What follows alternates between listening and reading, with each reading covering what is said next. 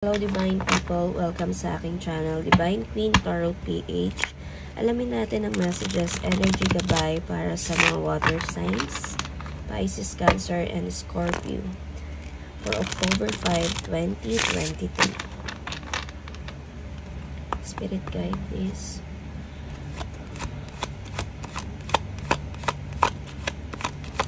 Messages.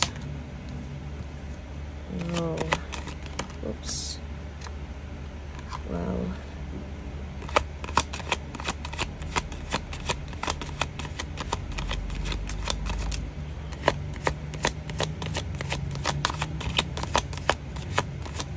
Okay. Check natin. Water signs. Okay. Ayan yung mga paghihirap nyo, no? Nandito ang ating 10 of Wands. 8 of Pentacles, reverse, parehas. And see, wow, 6 of Cups. And the stars, ano. I can feel na ang dami mang taong may ayaw sa inyo dito. Yung mga effort nyo, ano, hindi napapansin ng iba. No? Ang dami, mga kaibigan nyo, mga katrabaho nyo, hindi nakikita lahat ng mga paghihirap at effort nyo ginagawa. But I can feel pagdating naman sa inyong pamilya, ayan, ano, na-appreciate nila yung talagang ikaw. No? Ang dami mong hopes dito, ang dami mong pangarap para sa iyong pamilya. Pero minsan, nadi-discourage ka na sa mga sinasabi ng ibang tao dito. But sinasabi ng card na mag-focus ka lang. Huwag mong pansinin yung mga paninira, panghuhusga ng ibang tao para sa'yo, water signs. Walang mangyayari, no? Kung alam mo yun, hindi mo i-ignore yung mga ganyang taong nasa paligid mo.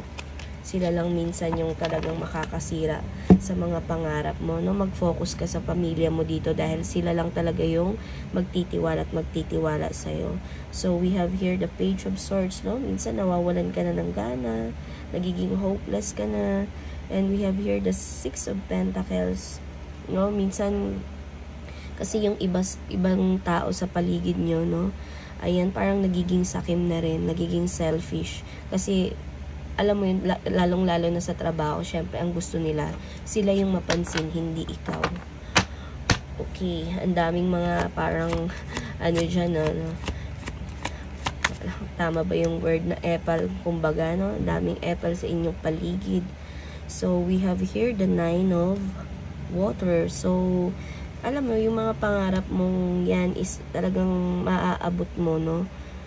Kung ano man yung mga concern na iniisip mo ngayon, yung mga worries mo, no? Iset aside mo lang yan at mag-focus ka sa mga pangarap mo.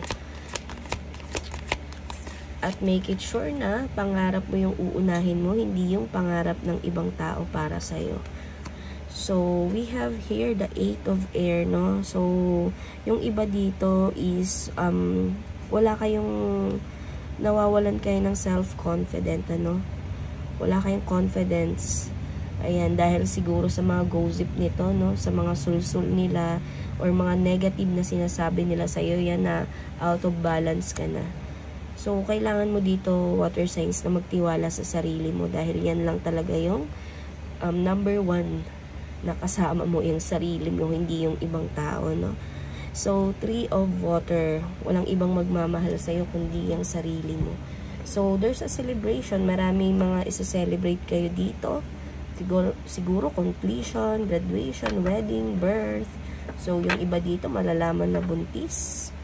And ayan, or may gender reveal na dito, no? Or may pupuntahan kayong mga ganong occasion. So, may mga nag-invite siguro sa inyo. At ayan, a-attend kayo ng occasion na yan. So, we have here the 4 of Fire. So, may contentment and peace and abundance within your family, ano. Ayan, no, a happy home life, the successful completion of a project.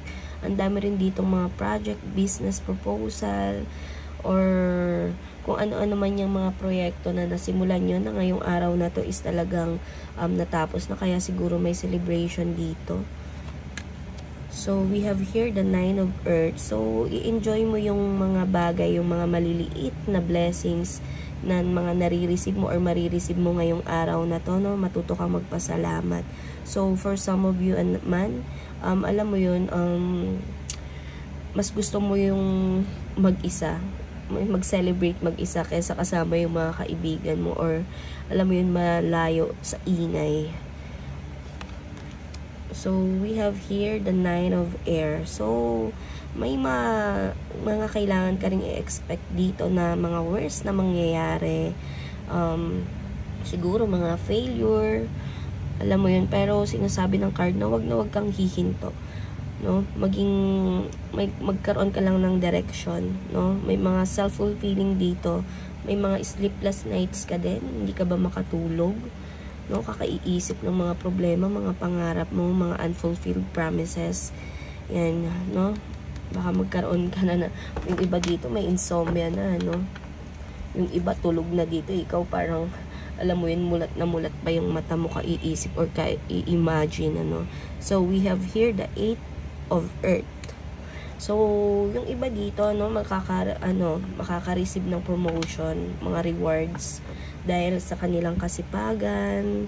Learning older is to know about the topic, going back to school, may mga kailangan kayong pag-aralan, mag-aaral kayo ng ibang language, or kailangan nyong mag-masteral, ayan. Kaya nyo matagal nyo nang inaantay, push nyo na lang yan, ano. So, para rin naman yan sa inyo. So, we have here the Hermit.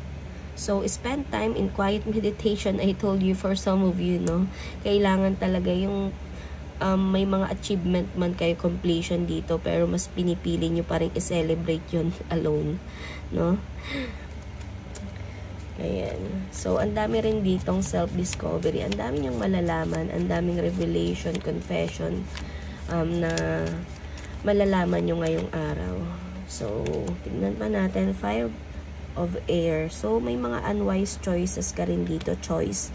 Kung kailangan mong alamin kung ano talaga yung gusto mo, kung ano yung kinalaman mo sa sitwasyon. So, kung wala ka naman talagang kinalaman dyan, kung ano man yung mga confession na yan na mangyayari dyan, no, ialis mo yung sarili mo sa magulong sitwasyon na yan. Kasi baka mamaya is maapektuhan yung trabaho mo, no, yung career mo. So, wag kang sumama or sumali sa isang sitwasyon na alam mo wala ka naman talagang kinalaman. Huwag kang magalit para sa iba, parang gano'n, ano. Baka kasi pagtanggol mo sila, so masasali at masasali ka na talaga dito sa gulong yan, ano.